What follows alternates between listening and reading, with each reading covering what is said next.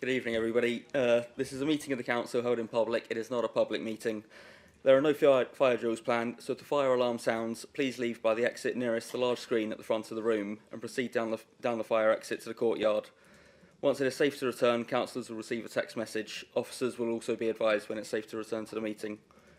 We are recording the meeting this evening using our webcasting system. The webcast will be transmitted live and will be available on the council's website following the meeting. All mobile devices should be switched off or set to silent so that the meeting is not interrupted by ringtones. Thank you very much. Right, we'll get started with item number 1, apologies for absence.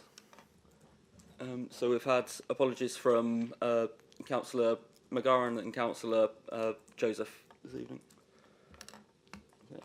Okay. Item 2, declarations of interest. Any members got any declarations? No declarations. Item 3, minutes of the previous meeting. Can I get a show of hands that everybody's happy with the minutes? Yeah. Councillor wasn't here, so 3 in favour and 2. And 1. Right then. And so item 4, Morgan Swindle. So we've got a presentation from 2 representatives from Morgan Swindle. So please go ahead.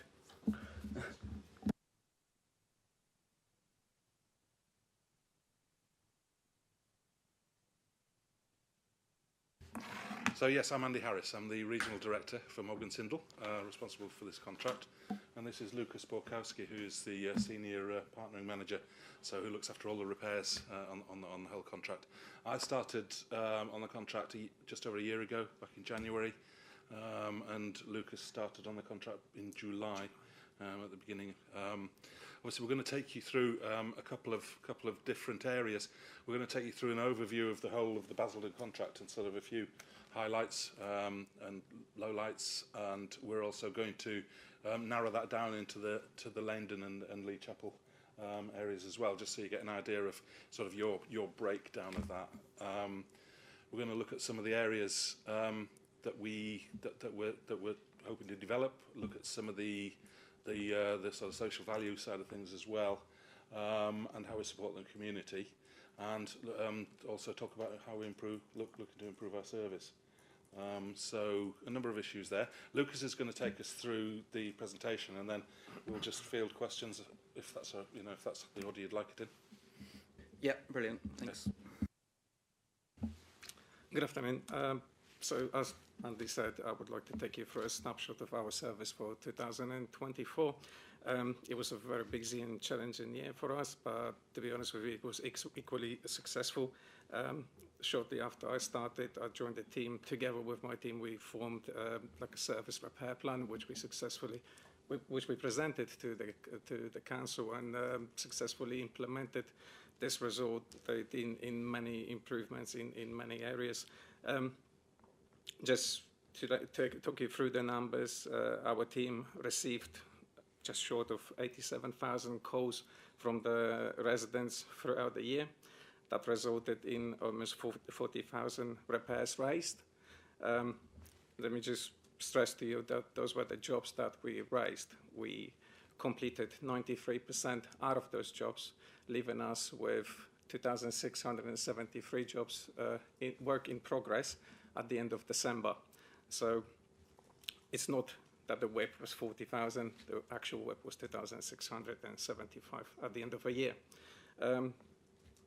We kept 85% of our appointments. We made first fix repairs on 85% of those jobs. That resulted in 86% of customer satisfaction rate.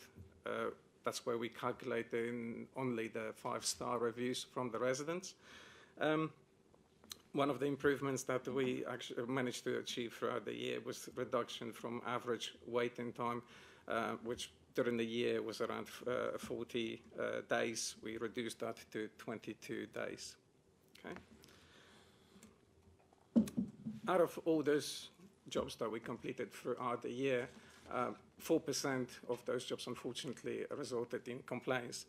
4% doesn't seem to be a lot, especially in comparison with the national average or London average. but we obviously striving to reduce that even further. As one of the ways of reducing those, we've introduced resident drop-in sessions here in Bus Centre. They're taking place every Thursday between 10 and 3 p.m. We delivered more than 20 of those sessions throughout 2024, and we continue delivering them. Actually, footwork was actually quite good. More than 200 residents visited us on those days, and 164 out of those visits resulted in completed repairs. We're looking forward actually to extend that service, and we contemplating actually offering that throughout the whole week. Just to focus now on Laindon and Lee Chapel numbers for 2024. Just for this area alone, we completed just over 10,000 repairs. 82% of those were delivered as a first-time fix. 90% of appointments were kept, and that resulted in 84% of customer satisfaction rating. Out of those 10,292 jobs, unfortunately 236 of them resulted in complaints. Again, as I indicated earlier, we're working hard to further reduce those numbers and address those complaints promptly as they come, try to resolve them with the residents to their satisfaction. Overall, as the organisation for for the council and for the area, in December, Morgan Sindall provided £8,000 of donations for several causes. We donated this money to a few charities in the borough, to Basildon Borough Council's Christmas Drive, St Luke's Hospice, Changing Pathways, Domestic Violence Refuge, Alzheimer's Society. As well, me and my team, we organised delivery of hot food to local homeless shelters for 3 consecutive days. We launched a few volunteering projects at Laindon Community Centre. I remember this one very well. In November, the Social Value team organised and supported the volunteering project at Laindon Community Centre with residents, our employees and local MPs. The aim was to help improve the environment, foster a sense of community and create welcoming spaces for the local residents. We participated in Basildon Pathways Get Sorted event that was in September. We provided attendees with career pathways available at Morgan Sindall, alongside other support available from the Social Value team, like CV workshops, employability sessions and apprenticeships. As mentioned before, again, we're working hard to improve our communication with the residents. The drop-in sessions are one of them. This is aside of residents being able to call us or raise their jobs via email to our repairs inbox. We're obviously working to find the better ways to tackle the complaints and improve this repair process, as well as reduce the the completion times, waiting times for the residents. No questions? If I could just add a couple of bits, obviously.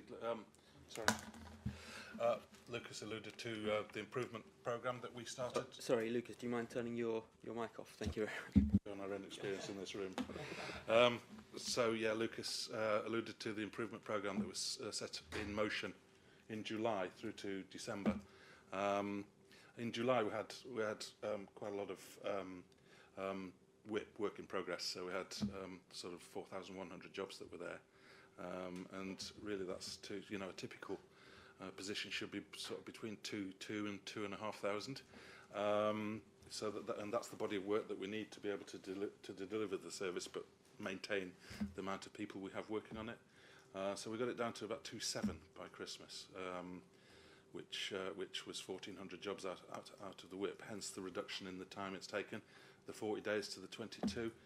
22 still means that quite a lot of jobs are out of time, so there's probably two main issues that we need to continue on, and one is the fact that there are a body of jobs that are out of date in terms of target, that we need to reduce from the 22, probably to bring them all in date. You generally that's probably around 14 or 15 days on average in order to bring them all in. So that's the next step. And the other one is, as Lucas alluded to, is the communications. We have struggled with recruitment and retention of call centre staff. It's been a difficult time. There's a lot of disrepair stuff going on, and quite a lot of noise around solicitors and things like that, and it does make it quite a difficult job. So we struggle to retain some of those people. We've managed to retain them quite a bit now and have reduced those numbers, although we're just working out what they are exactly. But and so that has to be making sure that when a resident has an appointment that needs to be changed, that is communicated. It's probably one of the areas that again we're weak at, and so with those two being the points, and in the background then working with Basildon, I think we've both been disjointed with regards to complaints and disrepair, because we just obviously Basildon handled both of those at the front end.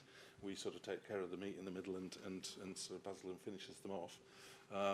But it's sort of clunky. It's got several points that they can break down, and we're going to have the teams working together. We're actually planning to move here to the Bas Centre so that we can co-locate. We've co-located well with the asset management team, but I think we all agree, I think, that being here means we'd be with the housing team, we'd be with the complaints team, the customer service team. Everything would be together. So we all agree that there's going to be benefit from that. So that's some of the future bits that we're kind of looking at to try and sort of get rid of. I'm aware that a lot of the numbers up there are 85%, and we've got to concentrate on the 15%. So that's why we're sort of very deep into this programme of recovery. Right, thank you very much. Yeah, it was a really useful presentation for everyone to see. Has anybody got any questions to start? Yeah, Councillor McGeorge. Thank you very much, Chair. Just got a few here. Do you want me to ask them on block and then, or do you want to do one at a time? Would you do one or two at a time? Yeah, that's absolutely fine. Yes, as the years fine. go by, I'm struggling to retain. So. First off, the call numbers. You've got sort of 86,000 calls, but only 40,000 jobs raised. What is the reason for sort of such a difference in the phone call numbers? You always get a difference of a degree, and we'd normally expect that to be sort of 2/3, 1/3, but I think with having just under half of our jobs out of time means we get chase-up calls, and I think we've got higher levels of chase-up calls than you would normally get if you were in a position where you only had 10 or 15% of your work out of time. We will always, because of the way repairs works, we will always have some out of time, because we are putting jobs into repairs now that really perhaps 10 years ago weren't repairs, subsidence and sort of whole replacements of units. So I think it's largely down to chase-ups. Yep. So in many cases, residents ring in us just to remind them about the appointment time or appointment date. Sometimes those are inquiries related actually to Basildon Council themselves. Some residents have a problem to distinguish that we're not the landlord. So basically they call in us and we have to educate them in certain instances. Okay. Thank you very much.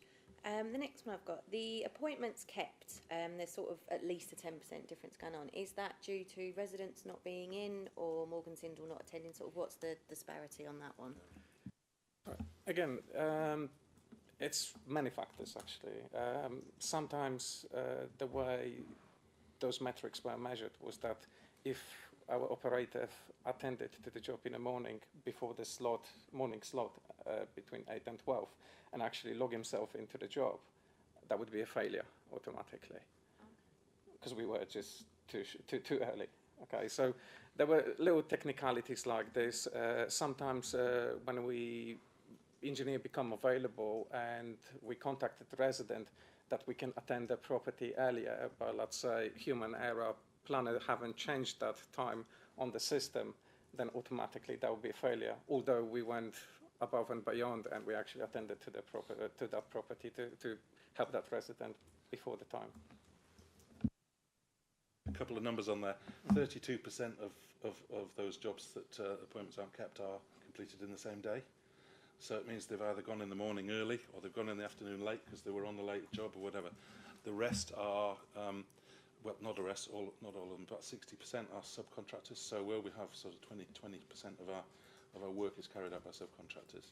They don't have the same access to sort of telephony and PDAs and so on. So it generally means that they miss appointments more often than perhaps, and the others are taken up by emergencies. So what happens is that if we get a spike of emergencies, we have to take people off booked-in jobs, and so they get missed as well. And that's one of the things that we're trying to work on, is making sure that they are chased hard to make sure that they get satisfied another time.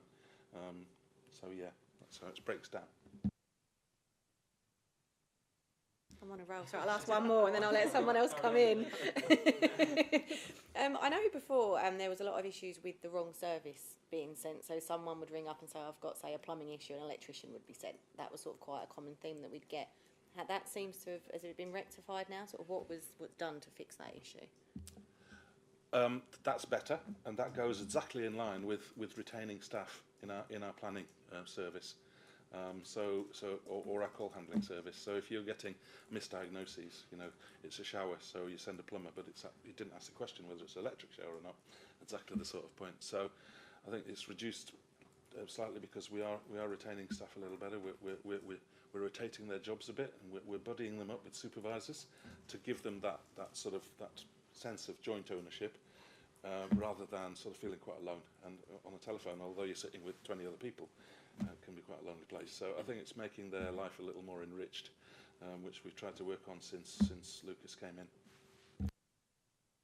To that, so part of the improvement plan was to actually deliver training to the staff, to all the call handlers and planners, to actually to enable them to triage those jobs better and make sure that we are sending the right engineer for the job.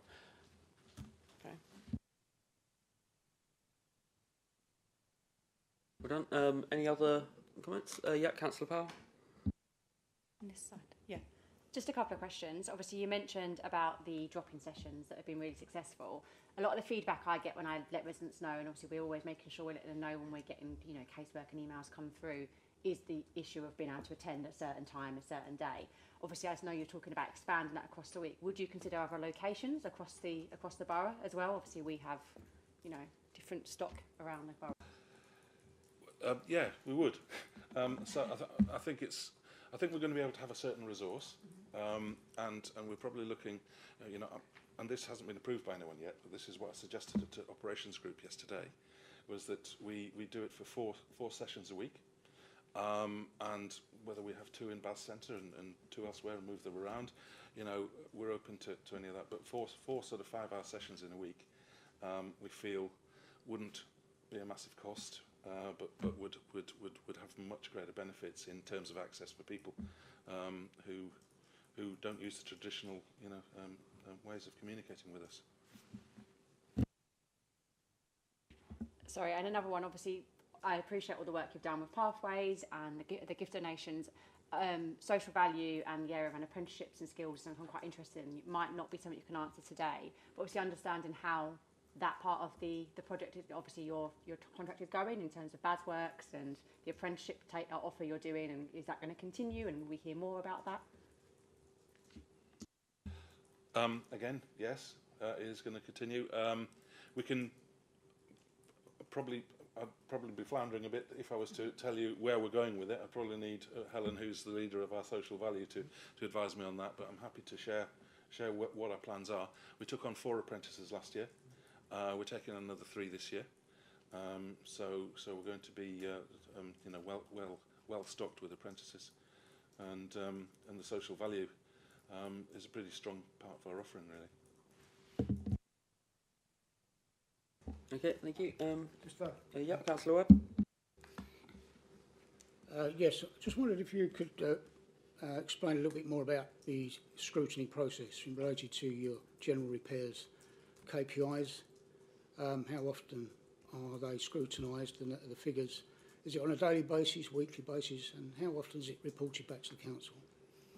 So we have both informal and formal scrutiny of those. We co-locate with our colleagues from Basildon Council anyway. So, and they have direct access to our job management system called MSI. So they're able to scrutinise on a daily basis and do. So that's an informal thing. Formally, we have an operations group that meets once a month, and then we also have a strategic core group which meets once a month, and that's the formal look. And of course, with this being a council client, then obviously we have this sort of event and also the scrutiny panel chaired by Councillor McCann.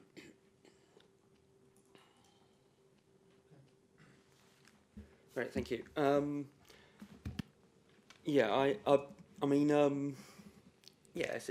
Thanks a lot for coming. I think that the important thing to remember with any of these sort of customer servicey things is that we as councillors only ever really see it when it gets to a complaint and a resident gets in touch saying that something's gone wrong, and so it's useful to sort of see the other side of it as well. I mean, do you have any sort of follow up with residents after you've completed a job or anything to sort of see how satisfied they are and whether or not the issue's completed? Yes, we do. It's a telephone-based, text-based survey system, which was actually procured by Basildon at the same time that our contract was procured, and that measures completions on a daily basis. So you know, sort of a large proportion of our completions are texted straight away. So that's where we get the 84% for Laindon, 86% across the group from. And it was procured, as I said, by Basildon at the time we started the contract. Brilliant. That's good to know. And then the other thing that I'm sort of wanting to know a little bit more about is you said that you've managed to go down from 40-day sort of target down to 22. I mean, what sort of improvements have you guys done to sort of achieve that, and what have you got planned to bring it down even further? Right. So.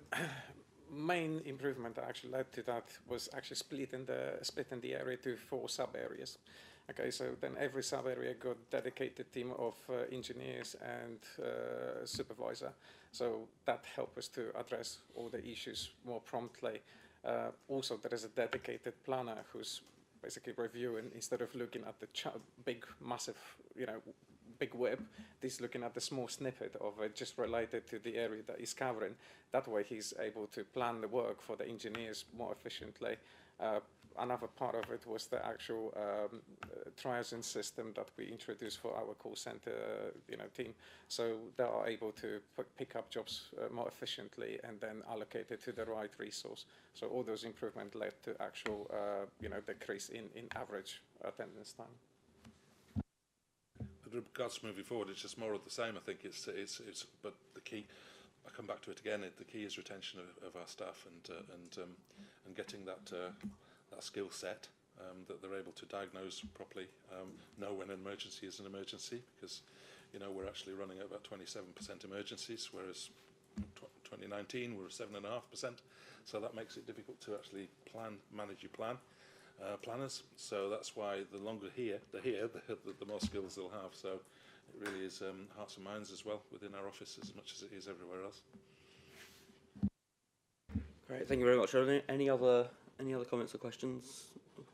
No. In that case, thank you very much. That was really useful to see and really helpful for all of us to understand a little bit more about what you guys are up to. Yeah. More of these would be good for us, because I think yeah. Perspective, I think it's been fairly disjointed. Yeah, no, but yeah, absolutely. We'll certainly invite you back. Thank you very much. Thank you. Yeah. Right. We'll move on now to item number 5, which is the funding considerations for this evening. I just want to start by saying that David and Michelle have done a fantastic job in putting all this together and getting this ready for us, and has been working with the all of the charities and groups looking for funding this evening. So I'll pass on to David to get us started. Thank you, Chair. We have 5 items for consideration this evening. The first of which is a £1,500 investment for the delivery of the Crunch service to be delivered in Laindon and Lee Chapel North from the Believe in Basildon Fund revenue. The plan is to have these throughout the borough on Saturday the 29th of March. The Crunch acts as a pop-up household waste recycling centre and aims to provide an alternative solution to residents who may be unable to take their waste to the local tip. Yeah, just getting over my cold there. Yeah, so we'll do them one by one. Has anybody got any comments on the Crunch? Yeah, Councillor George. Thank you. One of the things that we get while outdoor knocking is, when's the Crunch coming back? That was amazing. When are we getting it again? And I think it's fantastic that we can give some funding to make this a regular service. I think our residents will really appreciate that. Yeah, absolutely. And one of my sort of hopes that hopefully the team can sort of take away and look into is obviously these are currently once a quarter because we have to approve them at these meetings and can't confirm it until it's been all the hands are in the air and we've confirmed it. So, but it would be good to know sort of an annual view of when which weekends we're intending to do them in the future, so that it's we can at least let residents know it's going to be in your area at this time in the year, even if it hasn't been sort of formally signed off by the committee yet. But that would be something to sort of look into in the future. But yeah, in general, I mean, the Crunch is a fantastic service that we've always been proud to bring to Basildon, and yeah, it's something that residents really appreciate and enjoy. Any other comments on the Crunch? Yeah, Councillor Power. Yeah, just to say that it's obviously something we need to continue to deliver for our residents. Probably some of the most fun I've ever had with rubbish in my life, to be quite honest. It's some of those weekends, especially over the summer, and the block we did over the summer, and obviously the future events. So yeah, and it really does bring together the community as well. You've got a lot of the sort of people helping neighbours to get things down and to get things out, out to where the location is as well. So yeah, looking forward to being out with you all again in March. So yeah, thank you. Brilliant. If we haven't got anybody else, then yeah, we'll go straight to the vote on this one. Then it's nice simple one. So all those in favour of £1,500 investment for the delivery of the Crunch service to be delivered in Laindon and Lee Chapel from the Laindon and Lee Chapel Believe in Basildon Fund revenue. And that's unanimous. Thank you, members. And then on to the second item, David, which is £5,698 funding award for the to Heritage Mix. Yeah, thank you, Chair. This is from the Laindon Lee Chapel North Believe in Basildon Fund revenue. The project aimed at promoting cross-cultural understanding and social unity and bringing people together. Young people and their families are encouraged to meet, share elements of their cultural heritage, such as language, dance, music, food, storytelling and artwork.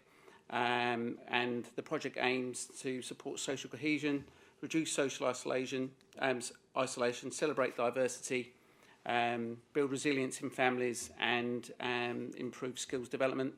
The sessions are currently delivered or will be delivered at the Peabody Community Centre, located on the King Edward Estate, and a majority of the families that attend come from that estate and surrounding area. Brilliant, thank you. Any comments on this one? Yep, Councillor McGeorge. Thank you, Chair. Just on this one, obviously you've said that most people sort of from the King Edward estate are the main sort of users of that. It'd be great to get that more widely advertised, I think, so that more people in the area can attend, because I think that'd be really useful for a lot of the area rather than just that sort of central Laindon point. Yeah, absolutely agree with that. Yeah, so I think one of the things that this committee can really do well is sort of promote things happening in the areas to the wider sort of pair of wards that we have so that everybody knows what's going on as much as possible.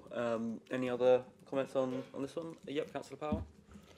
Yeah, just really great to see us doing things in this space, obviously promoting this sort of cultural diversity, arts, culture, skills, bringing people together. So it's really good to see. But I do think, yeah, further from Councillor McGeorge's point, if we can make sure we have the details of all the events and what's going on, we can also promote them across our comms. But obviously, when we're out and about as well, we can make sure we're promoting these events and what's happening. Because, yeah, this is definitely worthwhile for our residents. Yeah, absolutely. Yeah, Councillor Webb. Yeah, just to concur with everyone's all the comments so far, really, which is exactly the sort of communication project we need to see in Laindon, and should be promoted. And I agree, should be promoted more widely throughout Laindon.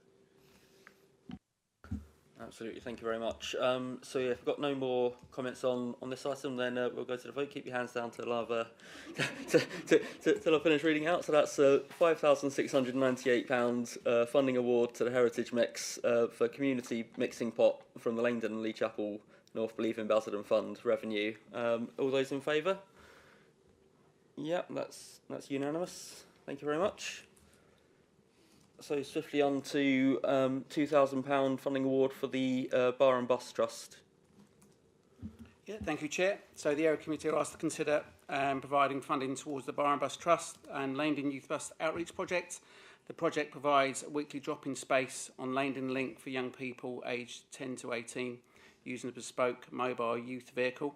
This additional funding will support and enhance the experience of providing light refreshments, craft and activity supplies. Brilliant. Any comments on this one, Councillor Power? So I feel like we're doing a lot of talking tonight. No, this is a fantastic initiative. The Bar and Bus I've spoken to a few times. Obviously, it's so important and so vital for our young people to have somewhere to go. We see it all the time, all over social media, all over the news, about young people not having youth services anymore, youth funding being cut left, right and centre. So if we've got community initiatives like this, they are really important that we keep them. Young people need somewhere to go, especially with working parents, maybe somewhere to go after school, or just somewhere to go and let off some steam with their friends as well. And these services are vital to sort of help young people with their skills. Maybe these youth workers will point young people in the right direction for future careers and that kind of advice and guidance as well. So they really are vital that we continue to support these kind of services as well. So, yeah, fully in support. Yeah, absolutely. I've had several conversations with the people that run the Bar and Bus, and it's a brilliant service that really reaches out to young people and changes lives. Are there any other comments on this one? No. In that case, we'll swiftly move on to the vote. So that's £2,000 funding award to Bar and Bus Trust for the from the Laindon and Lee Chapel North Believe in Basildon Fund revenue. All those in favour? That's unanimous. Thank you. Now on to item number 4, which is £4,643 for the Lennox Children's Cancer Fund. Yeah, thank you, Chair. The Area Committee are asked to consider funding the purchase of an interactive robot, the Empowering Through Education AV Robot Programme, robot to support children with cancer living in the Basildon area. Treatments for children living with cancer typically last between 2.5 and 3 years, and during this time they often are too unwell to attend school, missing many education opportunities and the chance to interact with friends. These robots were used to establish a loan programme allowing children undergoing cancer treatment to borrow them for a 12-week period. Currently, there is no provision to ensure children undergoing cancer treatment who are unable to. There's nothing in place for them to support them when they're unable to attend school. The charity works closely with the Basildon Hospital to identify children, and currently there is 9 children in the Laindon and Lee Chapel area that could register to use this service, and they will be working with all local schools. Their aspiration is to make sure that all schools that have a child in recovery or suffering from cancer has the opportunity to access this service. Yeah, thank you.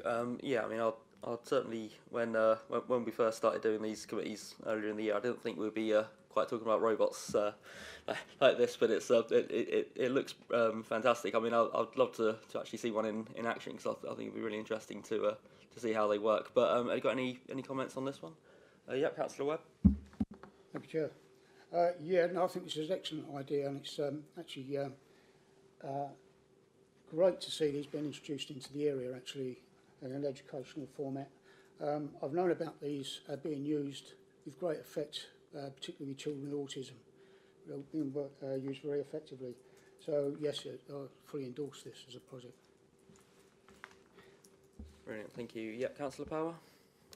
Yeah, I mean, no child should have to miss education for any reason, and obviously I understand there's reasons why they have to stay at home and they're receiving their treatment. So, this is exactly what these kind of committees are for, to create these opportunities. These young people have given an opportunity to still access their education whilst going through treatment, and obviously, hopefully, when they return back to school, have not missed anywhere near as much as what they would have and be behind.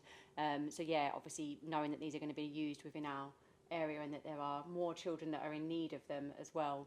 It's great that we're hopefully being able to give these children that opportunity to not miss out on school, to still feel included, still feel part of that, and probably not feel so daunting going back as well to school, because that must be, a process going back, and there must be so many other uses for these, but it's great that we're able to sort of introduce this for these students in particular.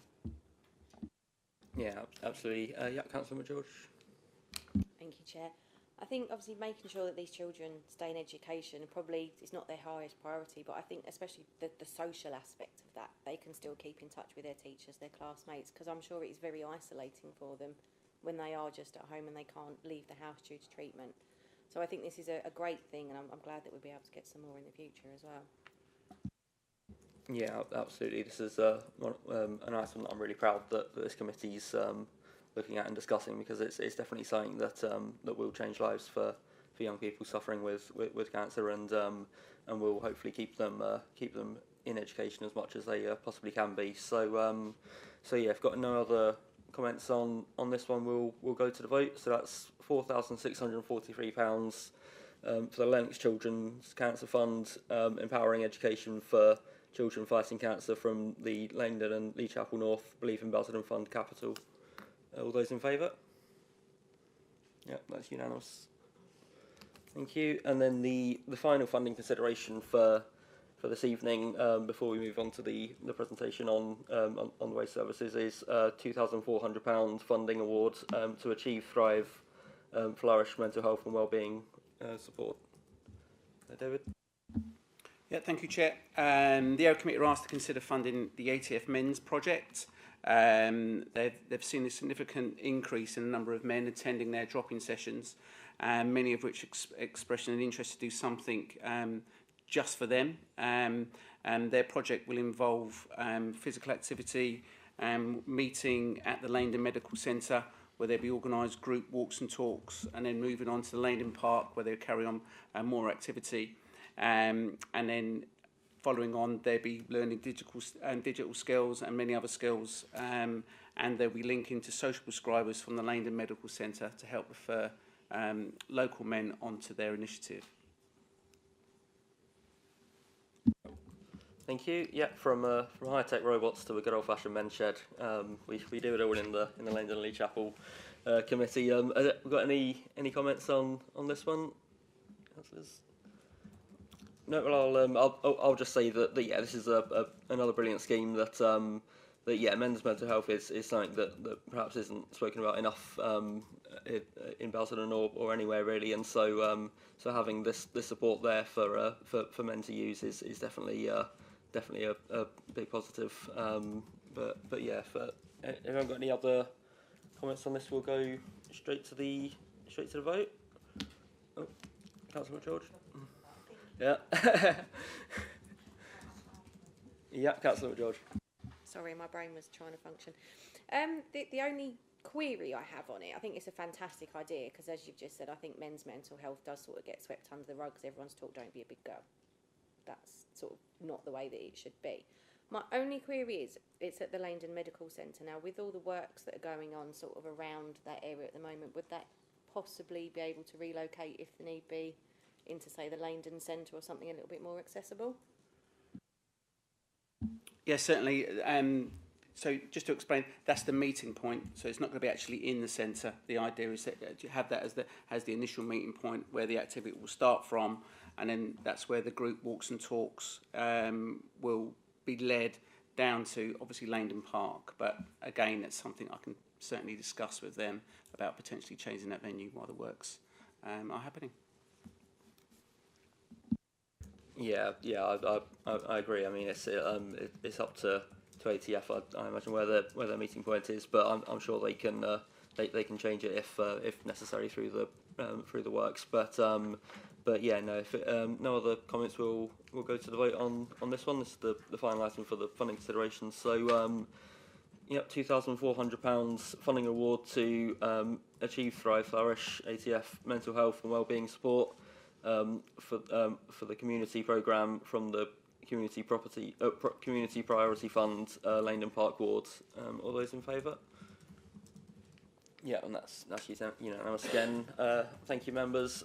We now moving on to item number 6, which is street cleansing and pride teams, which I believe is there we go. Thank you, Chairman. So. I'll start by saying thank you for allowing us to come along and talk to you tonight and to present to you. Rob and I have got a brief presentation that we're going to run through, and we're open to some questions and feedback and comments. And I imagine that you'll be seeing more of Mark and your area representatives. Sorry, Rob, and Mark isn't in Laindon, is it? It's Terry. Let's start on the right name. So talking about bringing back the right people in future, and I'll explain what we're doing by that. So for those that aren't aware, I look after a number of services which we deliver in our neighbourhoods. They include things like cleansing, pride teams, and underneath that it's graffiti removal, it's street sweeping, it's a lot of work that we do, general assistance for housing, and so on. So there's a number of disparate teams that operated under that umbrella previously. After inheriting the Parks and Countryside services last year as well, I looked at the way the teams were laid out and essentially split the front operational focused services into two. We've got borough operations, which include things that are delivered to the same service standard across the borough. That includes things like refuse recycling, environmental enforcement, and so on, and the support services for those. And there are services which are delivered at a place within our neighbourhood, so they're delivered with great importance to our communities, and they're the things that our residents see, feel, value in their immediate neighbourhoods. And imaginatively, I've called those neighbourhood services, but it does include those services that I talked about in terms of things like cleansing, graffiti removal, litter picking, pride teams, grounds maintenance, and the parks that all of our residents enjoy as well. As part of that, and aligned to the creation of the neighbourhood committees, I've looked at my teams and organised them aligned to the areas. So aligned to your area, you have a team. That team is led by Terry Simmons, who will be known to many of you from his previous role as our cemeteries and SLA for housing officer. Terry's taken on the mantle and he's really running at pace. And I imagine he'll be coming to those future meetings. But heading up neighbourhood services for me on an operational day-to-day basis is Rob Baker, who will also be known to you for his time across a number of services within the council. Rob brings a great deal of experience and a wealth of knowledge across all of the services within the neighbourhood services remit. But Rob's new role, which he took on in late January, has been to look after those neighbourhood services and the area supervisors and the cleansing and pride teams as we bring them together. And I'll pass over to Rob in a second, who's going to give us a bit more detail about how that's likely to work and where you're going to hear more about that. Again, I think this is the start and the introduction of something. Again, appreciate that, Rob, you've been in the job for, well, it's a month today, I think, isn't it? It's a month today. So the first month has been about bringing together those plans, meeting the teams. The teams only started working on a neighbourhood basis on the 1st of January this year, so it's new to them. But I think credit has to go to both the neighbourhood supervisors who are new to the roles, but also the team who were working in a different way previously to the middle of January this year, but are now working in a different way, where the idea is that we give them much greater accountability and presence, and they are dedicated to the areas they're working in, so they get to know the areas better, and that means that we're giving them the autonomy and the power to say, well, look, if I'm scheduled to litter pick a road every 3 weeks, and I know it only needs litter picking every 4 weeks, can I use that time to do something more constructive in the area that I'm looking after? That's where we want to get to. It's not where we are now, and Rob's going to talk us through the journey of how we get to a service which was essentially following a day behind the refuse collection service into something where we've got team members who are allocated and dedicated to the area they're working in, under the control of a supervisor who knows the area very well and wants to be linked in with yourselves and with our communities to be much closer to the residents on the ground. So I'll pass over to Rob, who's going to give a bit more detail about his remit and how he's picked it up, but plenty of time for some questions. So thank you, and I'll pass over to Rob. Thanks, James, and thank you. Good evening, Chair and councillors. As James, I feel he stole most of my presentation, as ever. But yes, I've only been in the role just on a month now as the neighbourhood manager of neighbourhood services. But I've been in the council for many years. I actually started in 1986 on 5 Links as a street sweeper. So I'm very familiar with the Laindon area. I also went to Nicholas School, which is now James Hornsby. Although I've been the Parks and Countryside manager for a number of years now, I have covered a number, if not most, of these services that I'm now responsible for. I don't underestimate the challenge in front of me that the aims that we want to deliver. Although it really excites me in delivering an improved service. That's exactly where I'd like to take this. There is, I feel, to get to where we need to be in an improved service for our neighbourhoods, it will take a year, and further through that this presentation, it will come on to a second part of the service. So at the moment, I'm setting out a team plan for that year, leading all the way up to 2026, with milestones along the way of where I want to be with the team. At the moment, that is a current review of the service and everything we do within it. And from that, we will do new route mapping. So we will target areas of priority, high impact areas like shops. I'd like to introduce some campaigns as well, where we do clean-up campaigns with our teams and with the support of our Pride teams in all areas. We would be judged upon our standards by the EPA, which is the Environmental Protection Act, the standards for cleansing and timescales we have to remove litter. And the implementation of the new routes, I aim to be in May, around May. That's something we're working on, but that is our target in our forward plan. And as James said, that I think I'd like to come along to these meetings in the future, and I could give you updates on that plan and the progress we're making through that. Further along in the plan is I am responsible for the grounds maintenance contract now.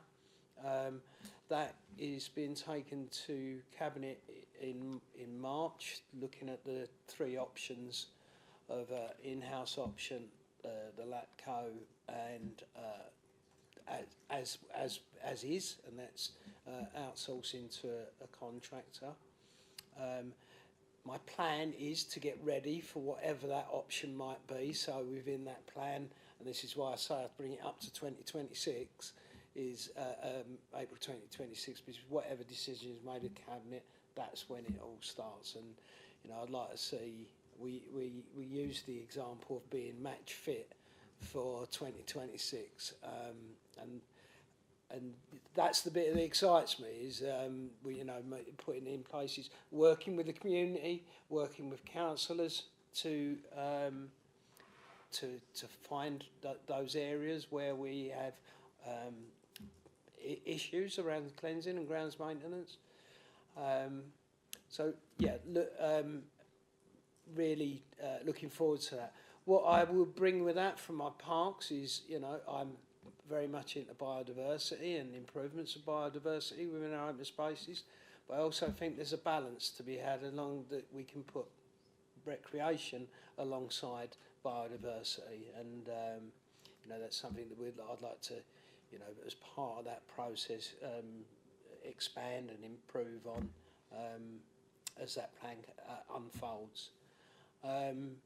Implementation of that is April 2026. My last slide, which I felt James stole, was the area, the neighbourhood supervisor is Terry Simmons.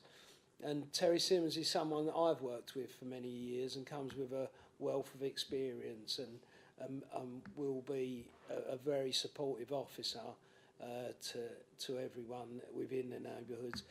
At the moment, Terry is, I'm trying to hold him back. He is so keen to get going, but I'm saying we've got to go as a team. So I think you're very lucky in getting Terry. And yeah, I'm sure Terry will come along to one of these next meetings and help me with giving you an update in that progress. And just to again clarify what James was saying, you know, under his remit at this stage of the plan, he has beat sweeps, mobile teams, the support of the graffiti teams and pride teams. I think I've said enough, and I'll happy to take any questions.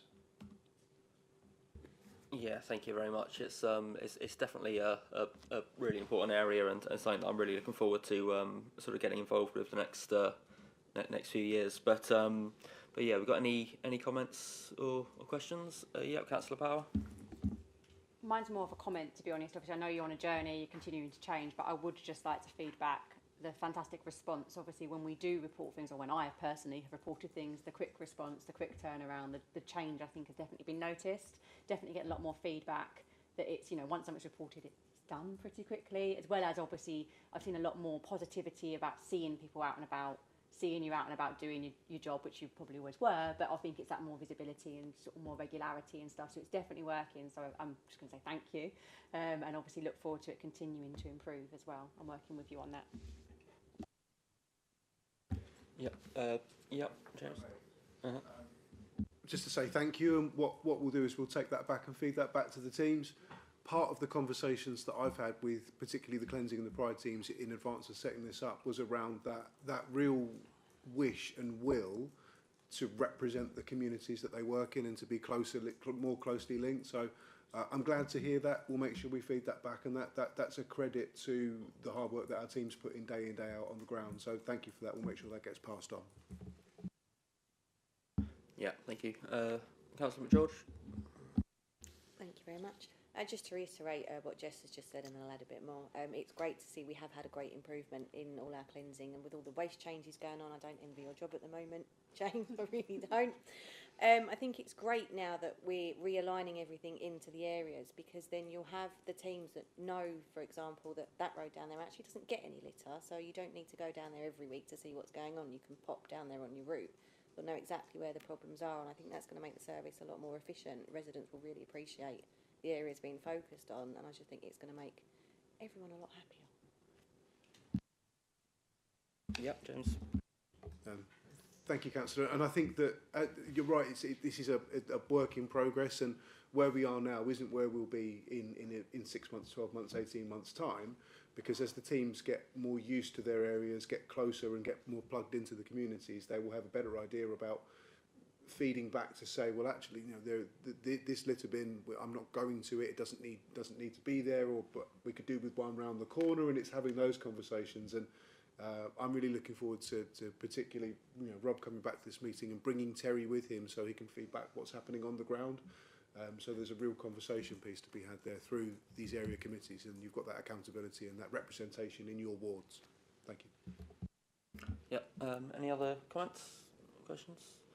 No, I'll just say that yeah, it's brilliant. I've been on a number of waste and grounds maintenance working groups the last few years, as James will know, and yeah, so I've been able to see the work that you guys do behind the scenes as well as sort of the front facing stuff, and yeah, so I'm really looking forward to sort of having this closer linked in with the area committee. So as the councillor said, we can we know the areas that are most affected, and also, I mean, when you speak to residents, sort of the number one thing that they say the council does is collect the bins and clean up the streets. So it's something that really matters to people, that they have a clean area to live, and so it's great that we're getting more involved in sort of that side of things. But yeah, unless there are any other comments on this, I'll oh yeah, Councillor Webb, last minute.